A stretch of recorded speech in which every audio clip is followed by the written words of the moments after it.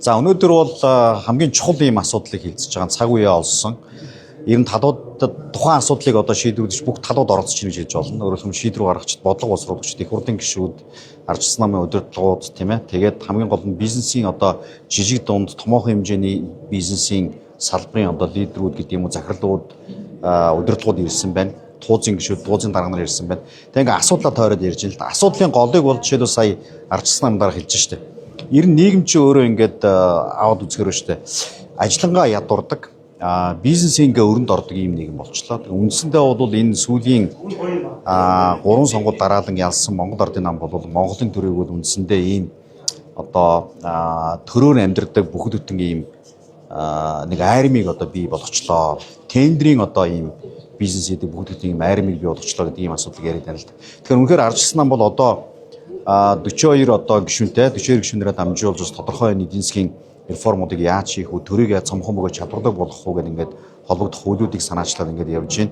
За энэ дотор бол эдийн засгийн хэрэгжлийн тухай хууль байна. Хуугны орлогын албан татварын тухай хууль байна. Нэмэгдсэн үрдгийн албан татварын тухай хууль байна.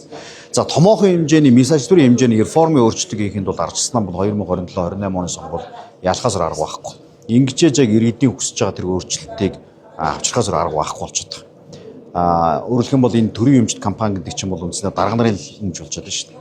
Тэгэд энэ чид орон нутгийг л аваад үзье тийм ээ. Нийслэлийг л аваад үзье. Нийслэлт ч одоо баг энэ тоо чинь замаа алдлаа шүү дээ. Тэгээ ингээд баг 99 гэдэг тоо яваад байгаа. За энэ дотор өнөөдөр агентлагууд нь багтж байгаа байж магадгүй юм. Орон нутгийн өмчт компаниуд нь багтж байгаа байж магадгүй юм.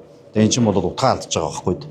2012-оос 16 оны үед л аваад үзэхдээ одоо нийслэлийн эрхлүүлэгчдийн урал дээр ардчилсан анхудаага энэ 36 жилийн дүүгэн засгалж явах үед бол энэ орон нутгийн өмчт компанийн тоо бол 20 хэдэн орон нутгийн өмчт компаниуд байсан шүү дээ.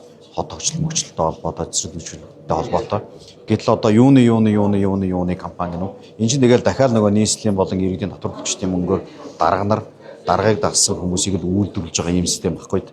Тэгэхээр орон нутгийн өмчт компани болон төрийн өмчт компаниг бол энэ салбарууд дээр хувийн хвшилтэд өрсөлдөх ийм компаниудыг бол байгуулж болохгүй гэсэн ийм хуулийн заалтыг бол заавал оруулах шаардлагатай байна.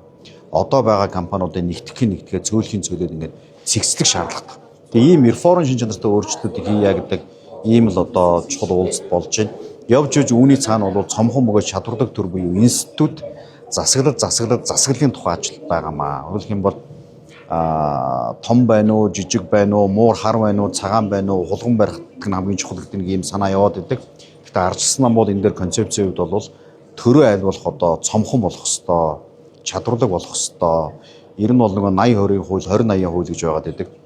Ер нь бол төрийн дотоодын бүтээгдэхүүнд эзлэх энэ хувь хэмжээ, зардлын хувь хэмжээ бол 20%-өөс хэтэрж болохгүй гэсэн ийм зүйлүүдийг өнөөдөр ардчилсан намын удирдлагууд ярьлаа.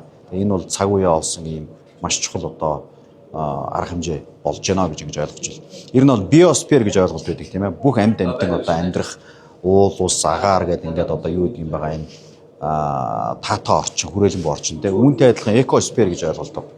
Тэгээ эн чинь бол хамгийн чухал биосфер гэдэгтэй адилхан нөгөө амьсгалах агаар тийм.